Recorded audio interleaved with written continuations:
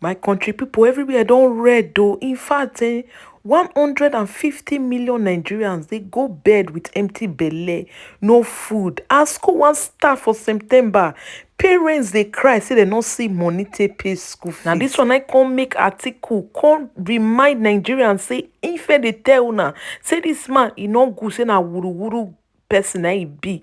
Na him cause am wey e be say this whole thing, especially party APC, where they take gbeke Nigeria soto, where they take kill Nigeria matter for ground. So as we dey look am, say person wey no go primary school, no go secondary school, e just jump go university. How come he want take governor Nigeria wey himself is already corrupt? Na through the same corrupt system wey be say they already know, na him go take pack people wey be say him own people wey him don still corrupt too, come the same system, nothing go move forward. And we don dey see am say this thing wey article true talk na true o. Na this one I come make Abure come tell the US based Nigerians say they go soon declare Peter Obi as the president of Nigeria. As that one come bolofua o, na there we come dey hear say the US and the UK organization don release report on how ex-president Buhari Conte go dey fund the Ebubeagu in the southeast to dey kill the residents. E come dey use the Imo, the Ebonyi government as executors. Na so Sahara reporters say report am o. That's why they dey talk say this Buhari na him be the Boko Haram, na him be the bandit. Na him go still carry money, still go dey settle the same people wey him plant for them. My people, this video dey well packaged. I don carry all the evidence come out small small wey surround this wuruwuru government of APC of 18 and this judgment wey be say we dey hear say they come for September 16. Whether na true, whether na lie, we don't know. But we dey hear some confirmation say the judges say they not talk so. But if not true, if not lie, internet must blow. My people gonna be Bod TV, but they analyze all the trends that they happen. I go let this video play. Una bye bye you. We are in a nation where the entire country, more than ever, has been polarized along ethnic, religious, and regional lines. No country can make any headway in this kind of situation. Nigeria is the envy of so many nations in this world. Very resilient people. We are sitting on wealth in this country. Nigerians have no reason to be involved in the Japa syndrome that has become the order of the day, to places that we think we should have been better than. But because of issues of polarization of the nation along ethnic, religious, and some primordial lines, we've not been able to achieve our potentials. Do we actually believe in the nation Nigeria? Do we actually place Nigeria first before our tribes? No. Why do I say that ethnic nationalism or tribal nationalism or regional nationalism or whatever you call it, why am I saying that it become our bane? Take for instance, the fight against corruption. All I need to go scot-free in this country, even if I steal the entire nation, even steal your future and your great-grandchildren's future, is for me to whip up ethnic sentiments, and my tribal elements will support me. Oh, it's our own. And it is dead. Nobody says anything again. We cannot continue like this as a nation. These things are not helpful in the economic growth of this country in so many ways. There's no unity of purpose. Have you thought of if this situation is not existing in this country, where this country would have been today? It means There will not be anything like federal character. There will not be anything like quota system. There will not be anything like mediocrity being foisted and forced on everyone. Because they're not thinking like a one nation we are supposed to be. If we think that way, we don't care about where your president comes from. Myself, Alan Oyem, I don't care where my president, the ministers, the messengers, the governors come from. They can come from one village as far as I'm concerned. All I need is good governance. However, what we practice in Nigeria is the other way around, and that has demeaned the progress of our nation. And I have to say that unless and until when we fight for each other, nationhood will continue to elude us. Unless and until we fight for each other, nationhood will continue to elude this country. Why did I say so?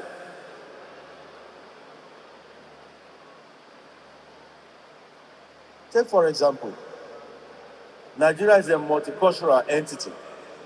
In a multicultural nation like Nigeria, the worst thing you can do to yourself is to allow the components of that entity to be fighting for themselves for whatever belongs to them or what they should get.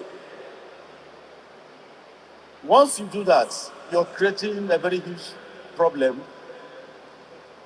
that may consume that particular nation. What we need is to fight for each other. I want to see a situation where someone from Kano will wake up one day and pick up the gauntlet and say, government, my brothers in the southeastern part of the country have no roads. Their roads are highly dilapidated. All the federal government roads there are washed up by erosion. Government, what are you doing about it? This is somebody from Kano fighting for the man in the southeast. Do you know the extent that we do to touch the hearts and minds of people from that section of the country? Imagine someone from the southeast picking up a fight with the federal government. Our brothers and sisters in the northern part of the country, they need irrigation. They need dams to, irrigate their farms. Let somebody from the southeast pick up that fight and be fighting for the northern part. Imagine what that would do with the minds and hearts of our northern brothers. Let somebody from the southwest fight for his fellows in the south-south. Until and only when we begin to fight each other, that we fight for each other, we can have a nation. What we are doing now is fighting against each other, and that is not helpful at all. That's why I say that national cohesion is part of the challenges. Collapsing national security. You cannot make any impactful economic growth with the kind of the security situation we have in our nation today. The receding Boko Haram threats have been replaced in a web of nexus of banditry and terrorism in the in the northwest. In the north central, you have the farmer herders crisis raging, with thousands of people losing their lives in our nation. In other countries, in other climes, the death of just one person in an unwholesome way will generate a lot of problems. In Nigeria, thousands die, nobody gives a damn. You cannot start to begin to build nationhood in this manner. In the southwest, there's a new wave or upsurge in gangsterism and ritual killings. In the southeast, you have separatist violence with the attendant criminal opportunism. Yes, that's what is happening in the southeast. Some people are hiding under the cloak of, oh, we are marginalized and committing heinous crimes when they are absolutely criminals. That is what is happening. In the south, there is a resurgence of piracy and oil theft. So you have a nation where insecurity has become the order of the day, and unless this is surmounted, we are going to continue to have economic problems. No country develops in an atmosphere of rancor, in an atmosphere of insecurity. So this has to be addressed. Of course,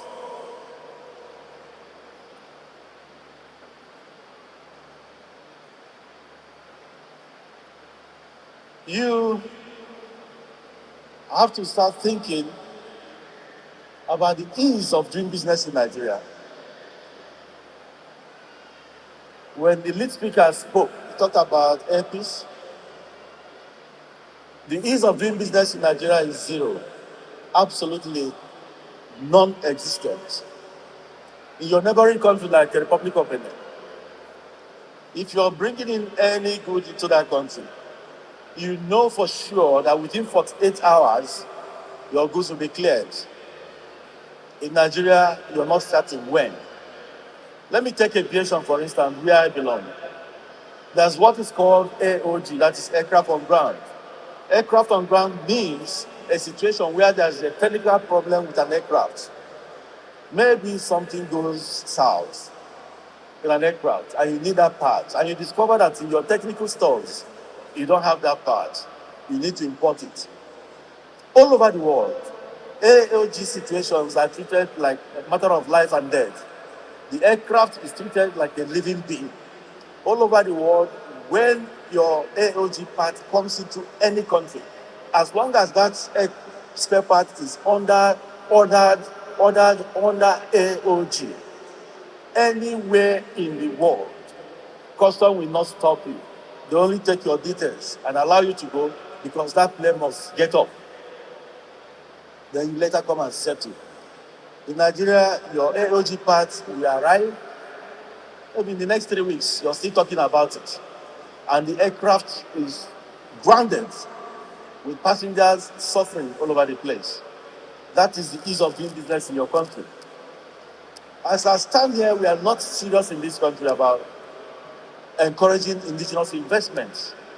How do you grow your economy when the public service in your country is seeing investors as rivals? How do you grow your economy when indigenous investors are being treated with levity and envy by their own ministers?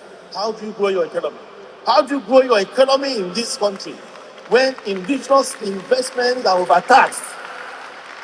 The same people providing jobs for the majority of the populace that have been trampled upon, how do you encourage them to keep on providing jobs? Government alone cannot provide jobs. How do you do this? When people in government see you first of all as an enemy, as a rival, they try to look beyond their noses because they are beclouded by whatever sentiments they believe in, and they make business impossible. They make the growth of business impossible in this country. He told you about airpeace having $14 million or so stranded in the central bank. Yes, of course, it's not hidden.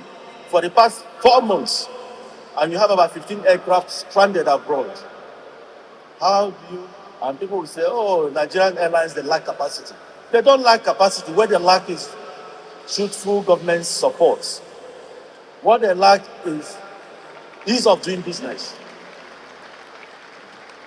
Do you know the amount of money this country spends through its airlines in maintenance? Airpeace alone in 2022, for instance, I'm not talking what does not exist. One of the biggest four is our auditors, PwC. In 2022, we expended 78 billion naira in maintenance, airpeace alone. And this went to foreign countries. Yeah? They fight. This went to foreign countries. How do you expect growth of indigenous investment in this manner? It will never happen. I applied to have a maintenance hangar in 2015. I paid over 100 million to lease land at the Lagos airport to farm. That's about 6, 7 years ago. They even later made us to pay more money. As I speak to you, we are yet to get that land. And this is the biggest carrier, not only in West Africa, the whole of Central Africa, and the largest, the fastest growing airline in the whole of Africa. Yet, it cannot boast of a hangar space. Not because it doesn't have the funds to build one. If they had given us this some 6 years ago, maybe now Nigeria will have an MRO they'll be proud of that will attract foreign investments because other countries will come here and maintain their aircraft. While Nigerian airlines will maintain their aircraft here. So you can imagine what one airline alone has pushed out to the foreign reserves of other countries. This is what is happening here. The ease of doing business is zero, completely zero. And unless this is addressed, we cannot have any solution in sight. Of course, you talk about endemic public corruption. That one is something of not only public notice, even judicial notice. So I don't have to dwell on that. Of course, our economy has been battered. But if we have the political will, we can come out of it. If we have the political will, we can come out of it. What we need now is that the present government in Nigeria, it's obvious that the present government in Nigeria has inherited massive governance burden. No doubt about that. Yes, we must give the government some benefit of doubt and time to put their acts together. But in doing that, the government requires forthrightness, sincerity of purpose, and radical political will. The government must be decisive enough to confront the entrenched vested interest in the polity. There's a lot of vested interest with people in government. This government must do everything to dismantle that. Public servants must be statesmen who must be committed to the principle of democratic governance. If this is not done, then we are in for a very serious problem. The fate of the country in this moment largely depends on the strength and character and dedication of our political leaders. Yes, the government must be able to adopt a hardline commitment to the principles of democratic good governance, even in the face of reactionary pressures arising from the entrenched vested interests. However, if we are going to have bad statesmen in governance, the chances are that the challenges will aggravate into a combustible mix that may herald a failed state in Nigeria in the nearest future. And we don't want this to happen. So every hand must be on deck to make sure this is something we don't see in our lifetime. But most importantly is national reconciliation and national reintegration. Like I said, the polity has been fragmented. We have the country polarized again along ethnic lines, along religious lines, along regional lines. The first thing this regime must do is to try to unite the country. You don't even need a national conference now, because we discovered that national conference also is good, but sometimes it's also a job for the boys. We have enough in the constitution of the country if it is properly and truthfully implemented. What we need now is a situation whereby the government, through its acts, will unite this country. What we need now is to have a nation where people look at each other as people from the same board. People that belong to the same human community. And that can start with the appointments you make, with the pronouncements you make, with the decisions you take as a government. You don't need to have a national conference to achieve that.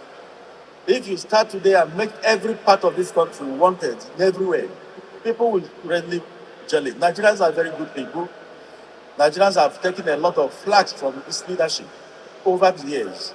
Nigerians are very easy to please. All you need to do is make every one of them feel wanted. Ladies and gentlemen, if we start talking about the ills or whatever happens in this country today, we remain here till, in fact, next year. The thing we need to do, are living with this world, unless and only when we begin to fight for each other as brothers and sisters of one nation, coming from one God, there will be no Nigeria. Thank you. In a few weeks, the Presidential Election Petitions Tribunal will deliver judgment in the suits challenging President Bola Tinubu's victory in the February 2023 presidential election. Likewise, some state election petitions tribunal have started giving judgments, while others are on the verge of delivering theirs. However, some state election petitions tribunal have started giving judgments. For those who have started, and for those who have been following proceedings at the Lagos State Governorship Election Petition Tribunal, would have seen the scenarios that are playing out where the two leading political parties, APC and the Labour Party, at the March 18, 2023 governorship election, are working tirelessly to cancel each other out. The interesting thing with the petitions before the tribunal, however, is that while the APC and Labour parties argue against each other over candidacy qualifications, none of either the APC or Labour Party sees anything wrong in Jandor PDP candidacy and his qualifications, as there's nothing in their responses to PDP petition that suggests that. Atiku's argument is very reasonable because if Tinubu's argument in the district court in Chicago is that a clerk in Chicago State University made errors in his certificate, it's already an acceptance that the certificate is not the same with the original one. If they were, he won't be talking about errors. And now, getting back to the errors, how can the university clerk make all these errors in one single certificate? Before we analyze all these errors, of course, many of you know that already, let's see what Atiku is seeking, because some people are mistaking the whole thing. What brought Atiku to Chicago court is to find the person that was admitted to the university. Yes, it's very important the way the Chicago State University staff members are handling the matter. It might just lead to a criminal investigation. The more they try to hide Tinubu's records, the more it arouses curiosity. How did it start? It all started with Tinubu himself when he was filing his particulars in 1999 to contest the governorship election in Lagos. He filled in some primary schools and secondary schools he attended, but when they were proven to be a lie, that he never attended any of them, in 2022, when he was filing for the presidency, he decided to leave them blank. So he raises a question. Does it mean he didn't attend any primary or secondary school? No one can be admitted to a secondary school without showing proof that he attended a primary school. Likewise, university. You must present some results that will qualify you to be admitted in a university. So the fact that he left this blank, he didn't fill any primary or secondary school, it aroused more curiosity. And because he lied before in 1999, he is supposed to lie more or fabricate more lies to protect the first lie. So why Atiku is seeking the admission records of one Bola Tinubu in Chicago State University is to find out the secondary school he attended, because you must have presented that secondary school. Results from that secondary school must have been tendered by him in order to be admitted in Chicago State University. He wants to know why Tinubu refused to write down this secondary school. It's suspicious. If you're an investigator or even an ordinary journalist, someone can be claiming that he attended a secondary school without providing the primary school he attended, not to talk of university. So that's what he wants to know. And getting to know the secondary school he attended, he can approach the same secondary school to know the primary school he attended. That's how far he's ready to go in order to prove the real identity of Bola Tinubu. And it doesn't make any sense for anybody to be angered by this. He's just trying to know the identity of this man because he doesn't have any public records available prior to 1970 or even maybe in the mid-70s. So Atiku getting his hands on these records will prove the real identity of Tinubu. Of course, we already know this. We know that he wasn't the person that was admitted, but let Chicago State University tender the records to Atiku. In any case that it changes, that is not exactly what is already in the public domain. Remember, they've answered subpoenas in the past. Last year, they answered the lawyer. So if what they will eventually deliver to Atiku is different from what they already gave the lawyer, that is where it might trigger a criminal investigation because it means that someone already tampered with the records. People, whether na outside Igbo, Yoruba, Benin, say if person will get sore and better sore for body, if he go stay for farm day, na fly hand day. But when the fly keep touching on where that sore eat, the man will not be able to walk and the man will not be able to leave the farm. This is you are saying here, it's not an issue. It can be resolved, and it has been resolved. When a competent court give an order, that order should stay. But people have become very knowledgeable because we have some very fraudulent judges, very fraudulent judges. If the judiciary is not firm, it's not stand, then there's no nation again. Because most of the judiciary judges that we have are so corrupt. They're so corrupt. That's why if you have one judge here, give one expert motion, there are some people again who's going to go to a different area and get a different expert motions. All right? On the same case, on the same issue. So it's very conflicting. The problem here is not, the plaintiffs. The problem here is the judge. The judges who have become a merchant of mystery, who now give judgment to the highest bidder, without thinking about their family, without thinking about the oaths that they took in office. I'm not saying all the judges, even judges know among themselves that there are many judges who they are not proud to associate with, who are very corrupt. That's the issue we're having. Otherwise, this issue will not have been lingering on. Listen, I speak truth to power. All right? Some doesn't matter who believe, and who cares who doesn't believe. But I say it because it's very difficult for people to say the truth. I think His Excellency Peter Obi still has a lot to do about this issue. Whether it's Apapa or whether it's Abure, he has a lot to do because Apapa and Abure, apparently, or what not, they'll be working together. I've been in Labour Party from the beginning of Labour Party, and I've seen Labour Party, and I will remain a Labour man, not shopping for any political party. A Democrat is a Democrat, a true one. A Republican is a Republican, a true one. I am a true Labour man, I remain, and I stand to be a Labour man. So I hope the crisis is resolved as quickly as possible. Well, you hear about people saying Tinubu built Lagos, Tinubu is a magician, is a technocrat, and all that. If we see the list of the ministers, they'll tell you that it's business as usual. Come on, the worst. People in that list, about 20% of them are credible. About 80% are horrible. Let us start from Wike, for example.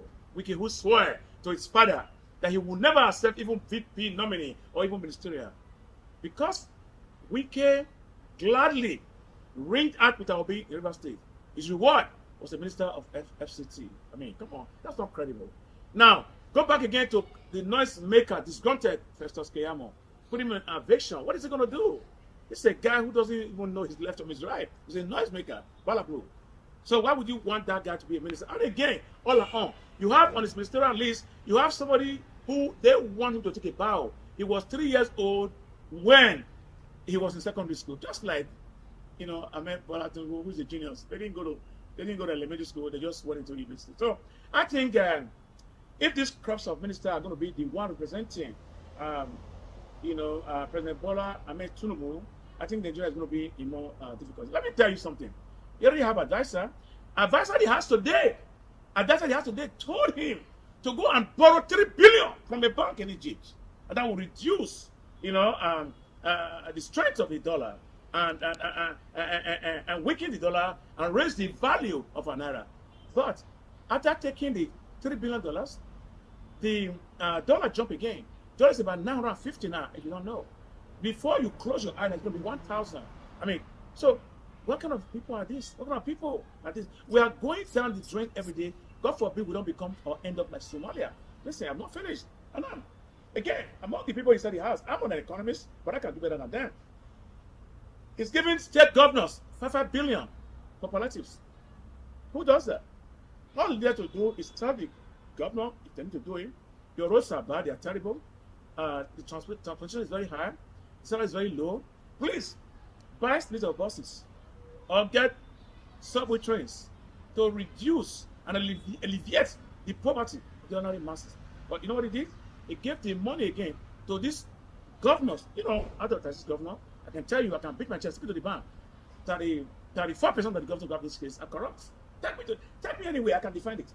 Any governor who is taking security vote when there's no war in your state, but there's war of hunger, and you are taking that money, you are misappropriating it, or using the money for your own selfish interest, it means that you are not a friend of Nigeria, but you are an enemy of Nigeria. Why should we have security vote for any governor? Why are we giving any palliatives to any governor? Are you saying that they should be giving us 8,000 naira a month or 12,000 naira a month? Can 12,000 buy hamburger? No, he cannot. Can 12,000 buy pizza? No, he cannot. So you are adding more poverty to us as Nigeria. You are adding insult to us as Nigeria that we can live. You know, we used to live under $1 a day. Now we are not living under 20 cents or 10 cents a day. That's preposterous. It's unacceptable for people like me. I will continue to fight. I'm going to defend the voiceless. I'm going to represent them until things become normal in this country. We will fight them by every legal means necessarily, but we cannot continue to live like this. Because we can come out and threatening people at FCT. Is that how ministers work? We are not in military. This is democracy where people has right. All right. And besides that, those Winke is threatening her. They did survey in the military, and the government officer approved their survey. They have a CFO in their property. The government gave them a CFO in that property. If you know it was a green area, if you know it was illegal, why did the government approve it for them? I will defend those 6,000 people Wike want to destroy his house. I will defend them by every legal means necessarily. I will defend them. I don't have to know them, but I know they are Nigerians. And as much as they are Nigerians, they are my brothers and my sisters.